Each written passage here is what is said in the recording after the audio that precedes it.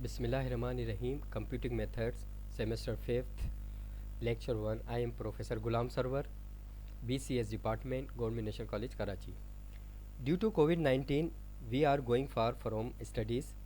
Now we should come back and start our studies from there where we had stopped. In previous classes, we are already familiar with some methods how make a function with given data for approximation values. Here we are starting a new method called least square approximation. When values are derived from an experiment, there is some error in the measurements. जब कुछ experiment के ज़रिए हम कुछ data हासिल करते हैं तो उसमें कुछ ना कुछ एरर पैदा होता है.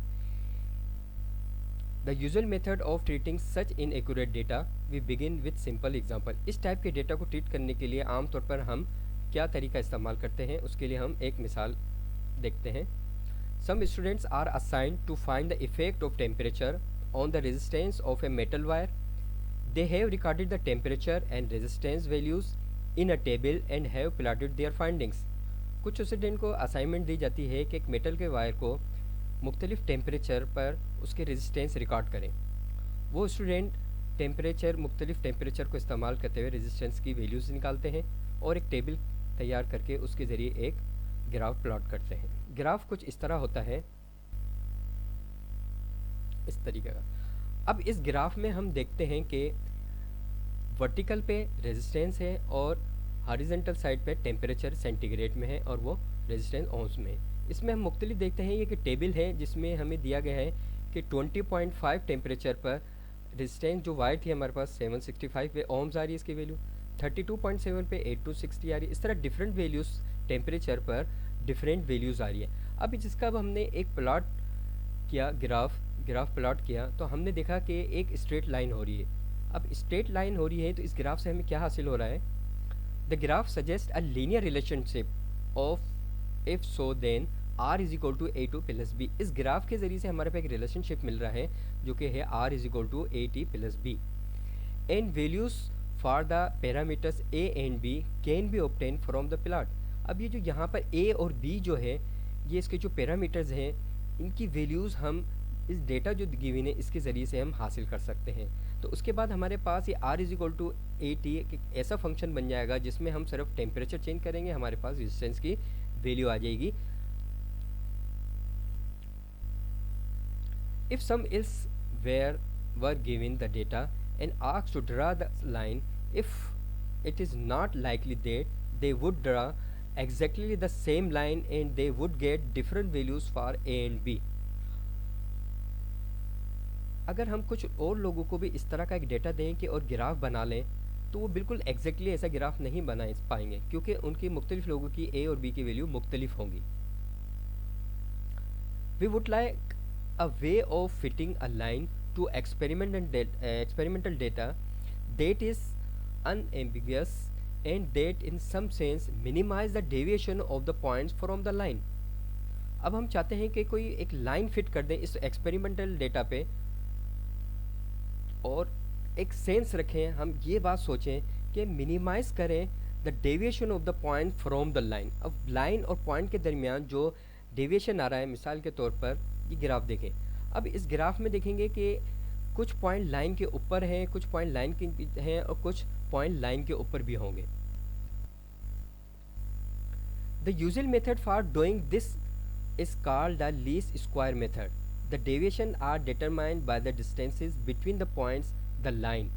अब यहाँ पर देखेंगे कि यूजुअल जो एक मेथड इस्तेमाल किया जाता है उसको हम लीस्ट स्क्वायर मेथड करते हैं, जिसमें जो डेविएशन है, यहाँ पे डेविएशन से मुराद जैसे भी मैंने पहले बताया है कि लाइन और पॉइंट के दरमियान जो डिफरेंस है उसको हम किस तरह मिनिमाइज़ कर सकेंगे. The usual criterion is to minimize the sum of the square of the errors, the least square principle. अब ये जो least square principle है इसके अंदर क्या जाता है कि इसका यूजुअल जो क्राइटेरिया है वो कहा जाता है कि जो मिनिमाइज़ किया जाए square of the errors.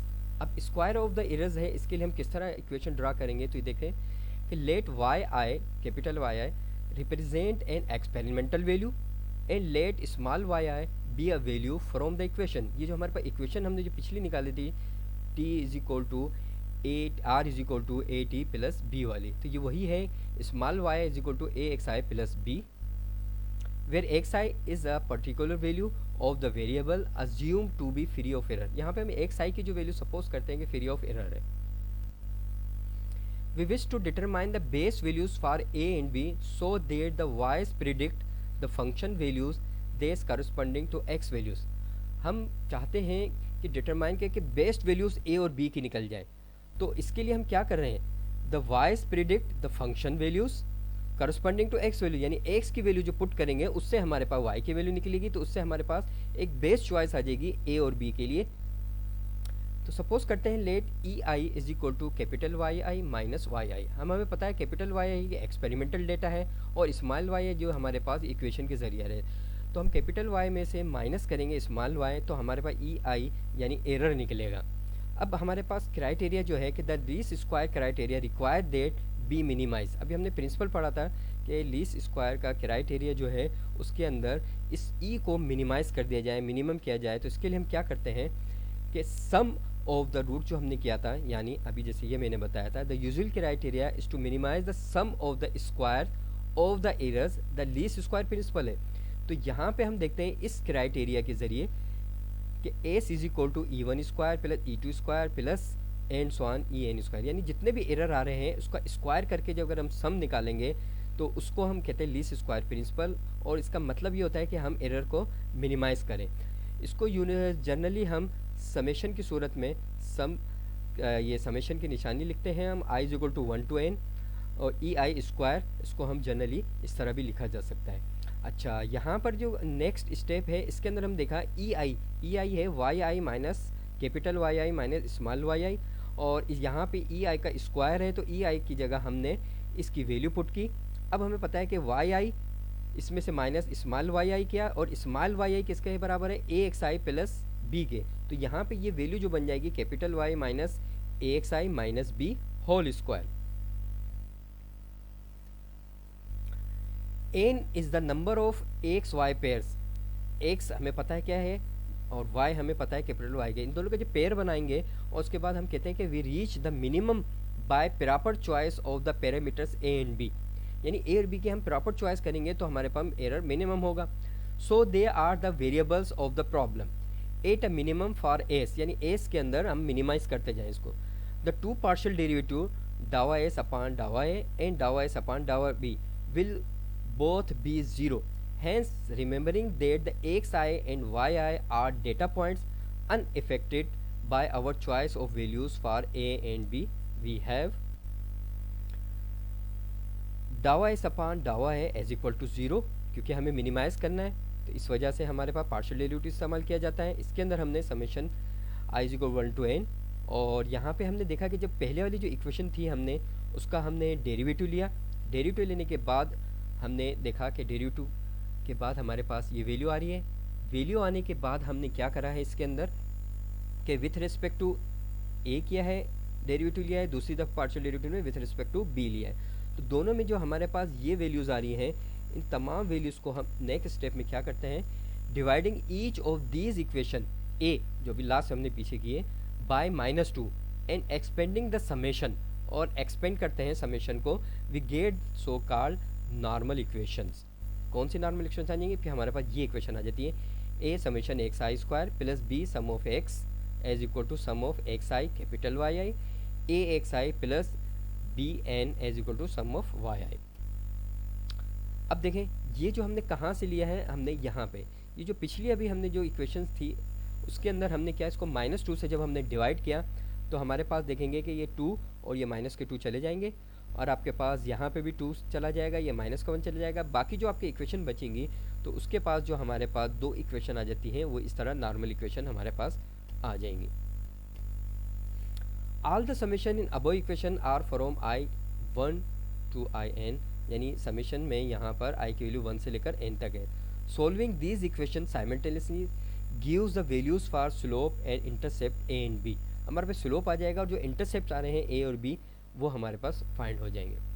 For the data in figure 3.13 we find that, ये हमारे पास डेटा मिला था पहले जिसके ज़रिए हमने ग्राफ बनाया था एग्जांपल के ज़रिए। इस डेटा के ज़रिए हम देखते हैं टोटल एन कितने हमारे पास 1 2 3 4 5 हैं। Sum of T I temperature, आप सम देखेंगे इसका तो 273.1, और sum of T I square, T I square मतलब पहले के टी की वैल्यू का स्क्वायर करेंगे फिर सम करेंगे, इसी तरह सम ऑफ आर आई, इसी तरह sum of T and R I यानी टी और आर का मल्टीप्लिकेशन। तो ये हमारे पास वैल्यूज आ गई। इन वैल्यूज